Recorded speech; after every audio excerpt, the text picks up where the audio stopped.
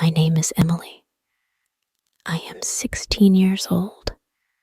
I live with my mother and my stepfather. My real father died when I was 7. He was kind. He gave me books. He told me bedtime stories. But now, he is gone. Forever. After my father died, my mother met another man. His name is Sam. I do not like him. He is not a good man. At first, he was quiet. Then he changed. He shouted. He broke things. Sometimes he looked at me in a strange way. One night, I was reading a book in my room. Sam came in. He closed the door. I was afraid. I ran to my mom. "Mom, please help me," I cried. "Sam is not good. He scares me." But my mom looked at me with cold eyes. "Stop lying, Emily," she shouted. "Sam is your father now. Show respect." My heart broke. My mom did not believe me. She believed him. The next day, I went to school. I could not smile. My teacher, Miss Laura, asked me, "Emily, are you okay?" I looked down. "Yes," I said. But inside, I was not okay. That night, I could not sleep. I cried in my bed. I felt alone. Nobody wanted me, not even my own mother. In the morning, something changed. A woman came to our house. She wore a black jacket. She was from the social service office. She looked at me and said, "Emily, you need a safe place. You will come with me." I did not understand. I looked at my mom. She said nothing. She looked away. "Pack your things," the woman said. I packed my small bag. I took my teddy bear, my notebook, and one photo of my dad. I left the house. My mom did not hug me. "Where are we going?" I asked. She smiled and said, "Somewhere safe." And that is how I lost my home. But maybe I will find a new one. When we arrived, the woman opened a big metal gate. Behind it, I saw a tall, gray building. "This is your new home," she said. I looked at the building. It was cold. It was quiet. It did not feel like home.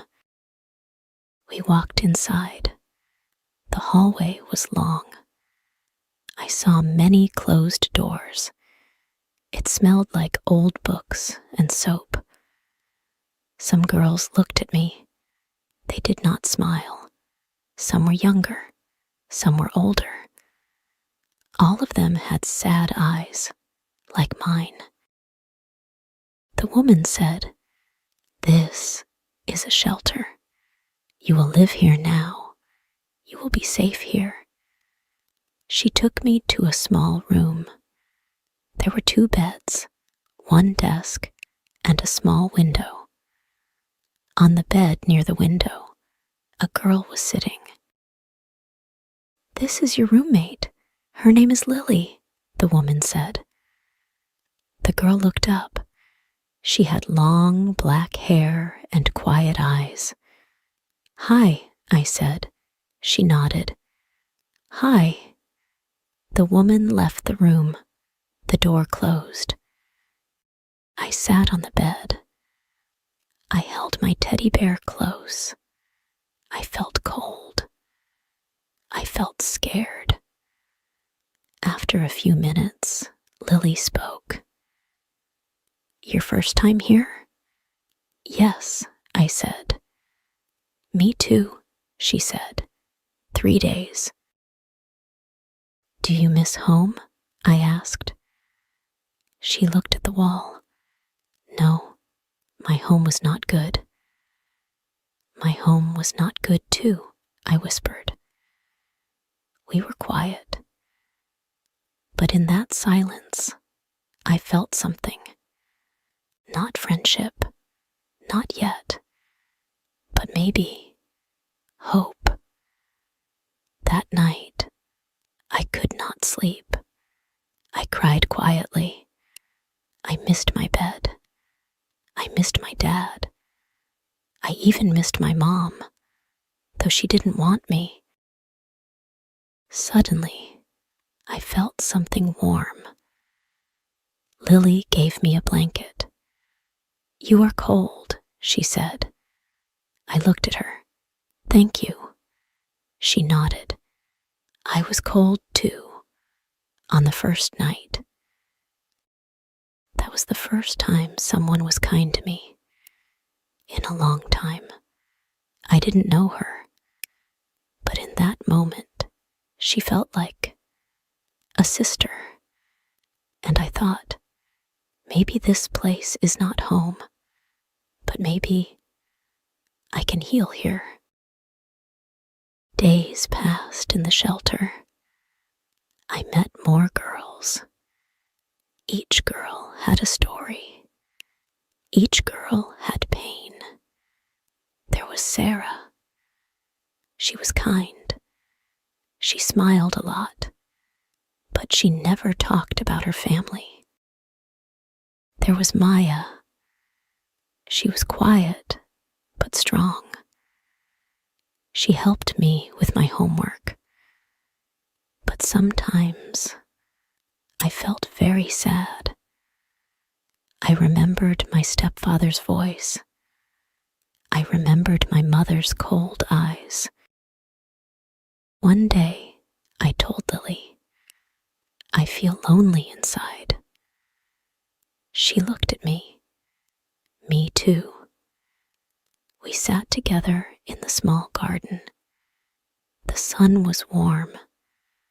The flowers were bright. But our hearts were heavy. Why did they leave us? I asked. Lily didn't answer. She just held my hand. That moment made me feel better. I learned something important. I am not alone. The girls in the shelter are like a family now. We share stories, tears, and smiles. I still miss my real home, but I want to be strong. I want to be happy again. One night, I wrote in my notebook, I will be brave. I will find love and hope. One morning, Miss Laura, my teacher from school, came to visit the shelter. When I saw her, my eyes filled with tears. Emily, she said softly, I missed you. I ran to her and hugged her. She smelled like books and flowers, like before. Are you okay here? She asked. I nodded. Yes, it's not home, but it's safe. Miss Laura smiled. That's good. You are very brave. Later that day, she gave me a notebook with a red cover. This is for writing, she said. Write your heart. I picked up my pen and I wrote, Dear Dad, I miss you. I wish you were here. Mom doesn't love me anymore. She chose him. He hurt me. I was scared. But now I'm safe.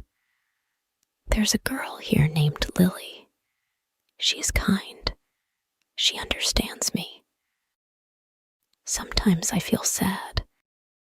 Sometimes I feel strong. I remember your voice. You said, "Emily, never be afraid to speak the truth." I spoke the truth.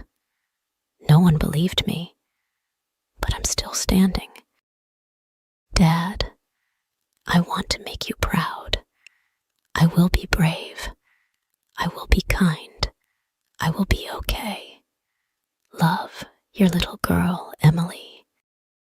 I closed the notebook and hugged it. That night, I slept with a small smile.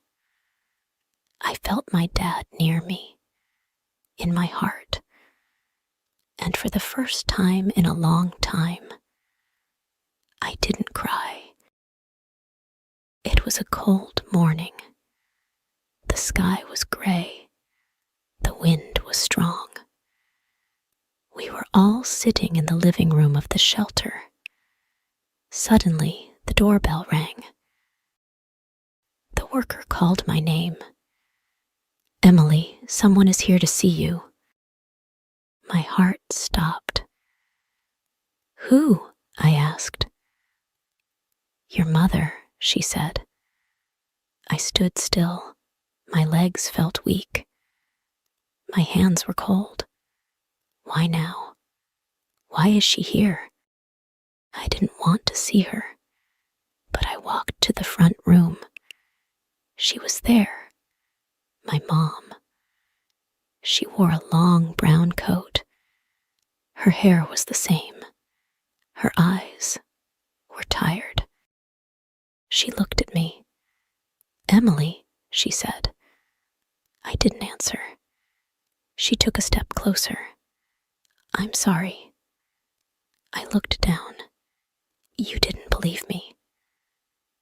"I was scared," she said. "I didn't want to lose him, but I lost you." Tears filled my eyes. "You let him hurt me." "I know," she whispered. "I was wrong." She held out her hand. "Can you forgive me?" I wanted to scream. I wanted to cry. I wanted to run away. But I stood there, silent.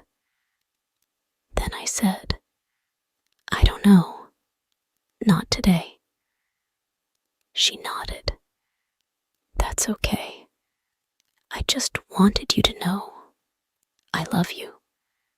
I always did. I was just too blind to see." Then she left. I didn't cry. I didn't smile. But inside, something opened. Not a door, not a window, just a small space for healing. Spring came. The trees turned green. Flowers grew in the small garden. I walked outside every morning. The sun felt warm on my face. I closed my eyes and smiled. I was still at the shelter, but something inside me had changed. I was not the same girl anymore.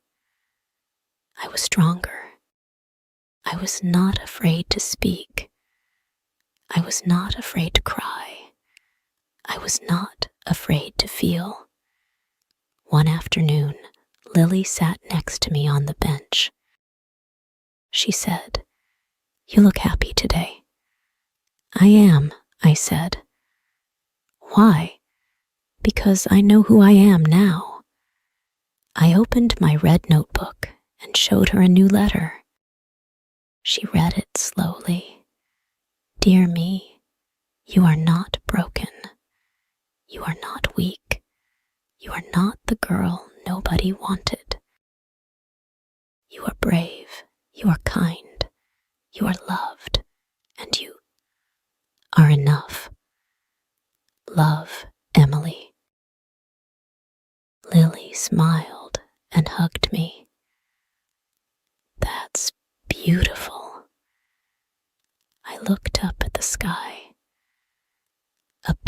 flew high above us. Maybe one day I will leave this place. Maybe I will find a new home. A real one. But now, I have something more important. I have myself. I have my voice. And I will never be silent again. The end. But my story is not really over. It is just beginning.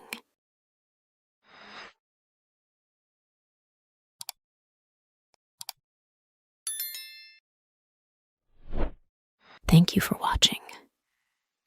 If you enjoyed this story, please give it a thumbs up and share it with your friends. Don't forget to subscribe to our channel for more English stories and lessons. Hit the bell icon to get notified when we post new videos. Your support means a lot to us. See you next time.